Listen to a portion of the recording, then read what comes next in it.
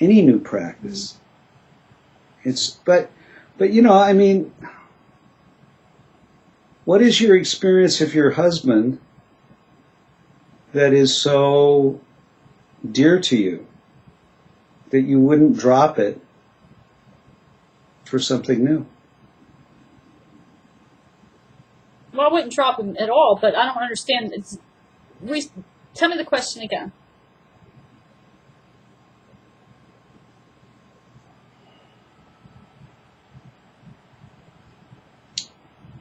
You have a story about who John is. Right.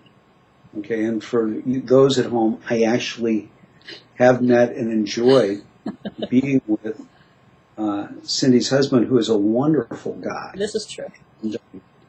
Really kind and generous, and my experience of him, although very short, limited in time, was really quite enjoyable.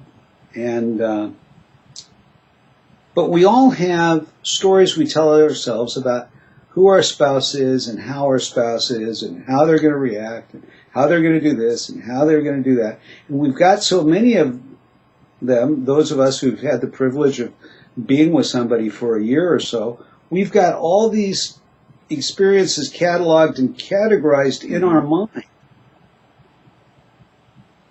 that we don't have any opportunity to have a true experience about who our partner is.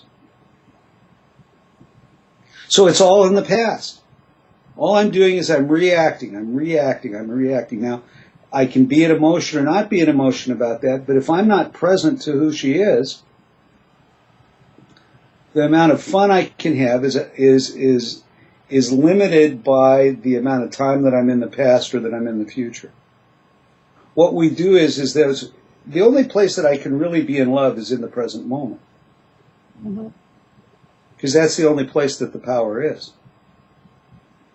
So how do I be present in the moment with this person that I've been in relationship with for so long? Mm-hmm. And that's what this process is about. Mm-hmm. So back to the question. Well, you know, how much time do you spend? When people ask me, Jay, what do you do? I say, I teach people how to get out of the past, couples how to get out of the past and start enjoying the present. Mm-hmm. Because all that baggage can go. Bit at a time. Mm-hmm. But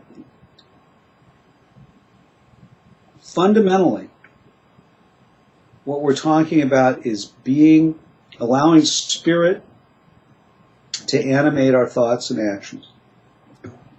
Okay. And no dogma, no nothing. Mm-hmm. This is all experiential. The other thing is having the willingness to have a new experience. And how do I do that? Well, first of all is generosity of spirit. And otherwise, remembering who this is. This is the father of my children.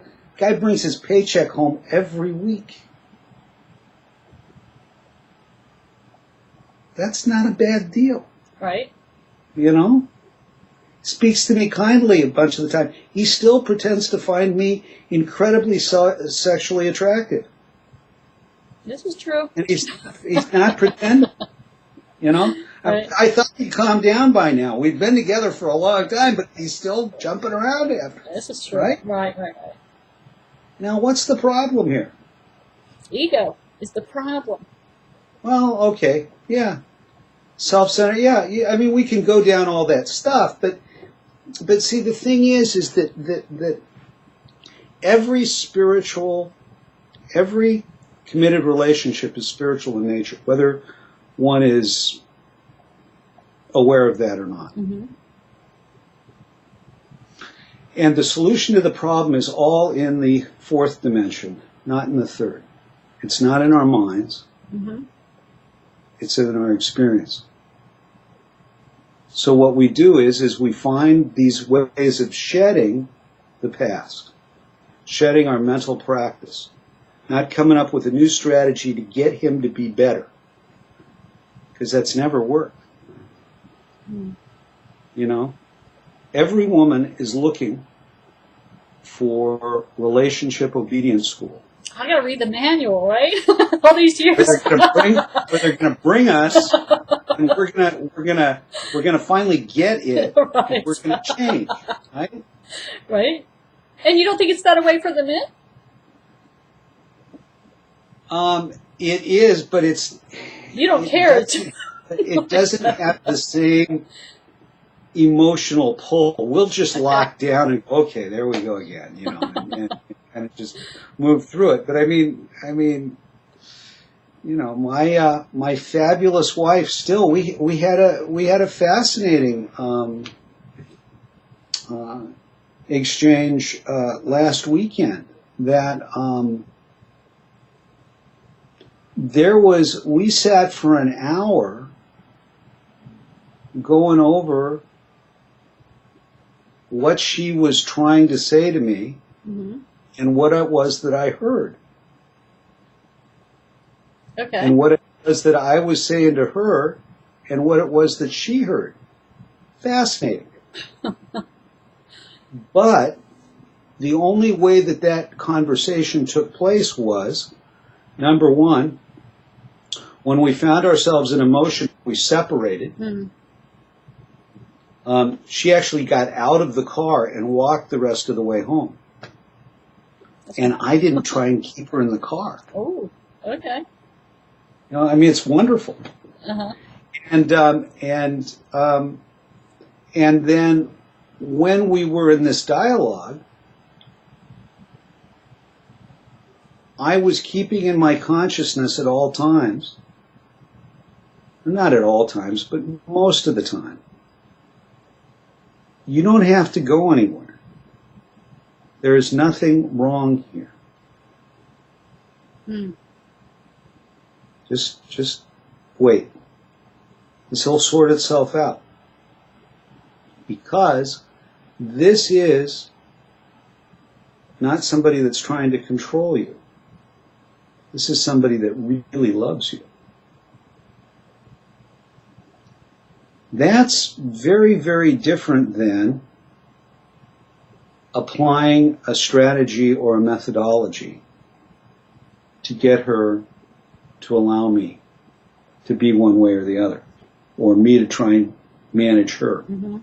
It's a very different thing. And how do you do that? Well, you go through the 10 non-negotiables, week by week. Take a look at the practice. And again, this all has to do with my changing my behavior. And how do you do that? Well, it's very difficult to get somebody to change their behavior, right?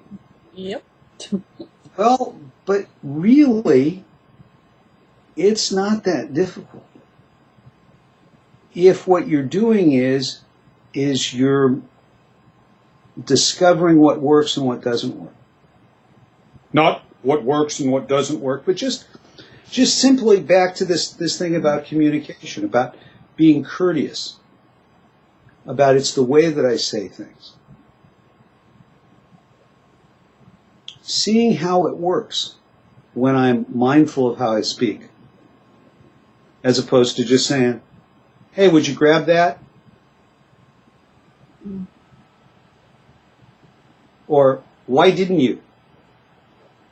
Instead of, God, baby, I love, you did like 5 errands today for our family. God, that's wonderful. Thank you so much. I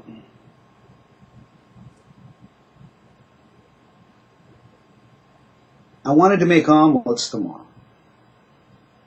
Mm-hmm. You got all the stuff for the omelets, but you forgot the eggs. Would you rather that I go get them, or would you like to get them? Instead of, why didn't you get the eggs? When I send you to the store with a list, you never look at the list. You always end up thinking about something while you're busy with a simple task. Couldn't you just be present in the moment? Big difference. Yeah, but it's I know that everyone that heard that is more spiritually involved.